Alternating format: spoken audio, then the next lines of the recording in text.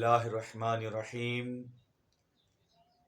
अल्लाहुम्मा सल्ली अला सय्यिदिना व मौलाना मुहम्मदिन व अला आलि सय्यिदिना व मौलाना मुहम्मदिन व बारिक व सल्लिम व सल्ली अलैहि। अस्सलामु अलैकुम व रहमतुल्लाहि व बरकातुहू। आज की इस नशिस्त में एक बड़ा ही अहम तरीन मसला लेके आपकी बारगाह में हाज़िर हुआ हूँ कि अक्सर औक़ात बच्चे हों या बूढ़े हों या जवान हों या बच्चियाँ हों, ये सवाल किया जाता है कि वो दांतों को सोए हुए पीसते हैं, दांतों को दांतों से रगड़ रहे होते हैं, लेकिन उन्हें ख़बर नहीं होती और पता नहीं चलता वजह क्या है। तो वालिदैन इस वजह से परेशान हो जाते हैं, शायद मेरे बच्चे को क्या मसला है। तो याद रखें कि जब तक आपको बीमारी का पता ना हो तो उसका इलाज कभी भी मुमकिन नहीं होता। इसके कुछ साइंटिफिक अलामात हैं, कुछ हुक्मा हजरात ने इसकी अलामात लिखी हैं। तो आज की इस नशिस्त में मैं वो अलामात आपके सामने शेयर करने जा रहा हूँ कि उन वजूहात में से कोई वजह हो सकती है। सबसे पहली वजह जो कि आम फेम है वो है जहन की उलझन। बच्चे को घर का माहौल अच्छा नहीं मिल रहा, वालिदैन आपस में हर वक्त गाली गलौज या लड़ाई झगड़े में रहते हैं, तो वो बच्चा टेंशन अपने जहन में सवार कर देता है। ज़हनी इज़्तिराब, ज़हनी कैफियत का एक ना होना, जहन के अंदर परेशानी, और इसकी वजह से पेट में कीड़ों का पड़ जाना, यानी पेट के अंदर कीड़े हों, ये भी एक अलामत है कि वो बच्चा अपने दांत पीसता रहेगा, दांतों के साथ दांत सोए हुए भी रगड़ता रहेगा। इसी तरह मिर्गी की इब्तदा, इसकी अलामात में से एक ये अलामत भी है कि जो बंदा ऐसा करे मुमकिन है कि वो मिर्गी की किसी बीमारी के अंदर मुब्तला होने जा रहा हो।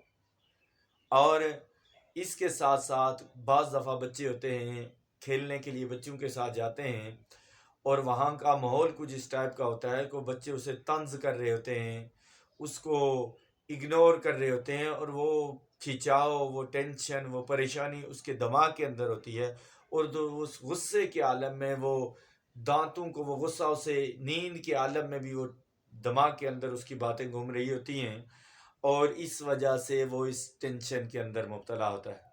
सबसे बेहतरीन हाल ये है कि ऐसे बच्चे को घर के अंदर बड़ा माहौल अपना बेहतर करें और बच्चे को देखें कि उसे परेशानी क्या है, किस वजह से वो परेशान है, वो हल करें। और उसके साथ साथ वालिदैन को चाहिए कि घर के माहौल को भी ऐसा रखें कि बच्चे टेंशन के अंदर या ज़हनी उलझाव, दिमागी इज़्तिराब के अंदर ना जाए। अगर रूहानी इलाज की तरफ से आएँ तो मुख्तलिफ़ इलाजात हैं इसके, लेकिन सबसे बेहतरीन हाल यही है कि दुरूद पाक की कसरत करें। अब बच्चे को आप आसान सा दुरूद पाक उसको कहें बेटा बैठते हैं, अब रात के वक्त जब सोने लगे, ये बच्चे की कंडीशन है, तो उसको लेके बैठें, उसको दुरूद पाक पढ़ें, बेटे को साथ मिला के उसको कहें बेटा दुरूद पाक पढ़ते हैं, तो वो बहुत सारी चीज़ों से वो निकल आएगा। ये एक बेहतरीन हाल। इसी तरह बड़े हजरात हैं तो उनके लिए आसान हाल ये है कि आप जब सोने के लिए जाएं तो आयतुल कुर्सी शरीफ आप 3 मरतबा पढ़ें, दुरूद पाक पढ़ें जितना मुमकिन हो सके, थोड़ा या ज़्यादा। उसके बाद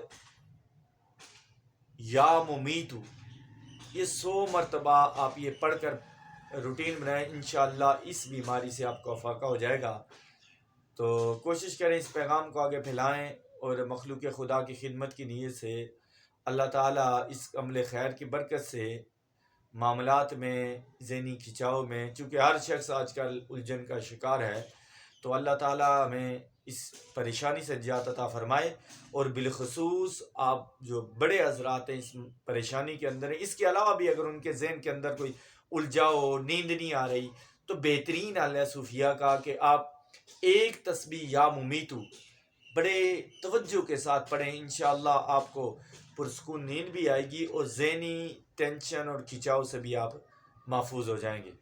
تو اللہ تعالیٰ عمل خیر کی برکت سے سب کو اپنے حبیب کے طفیل مستفید فرمائے اور دارین کی سعادت عطا فرمائے۔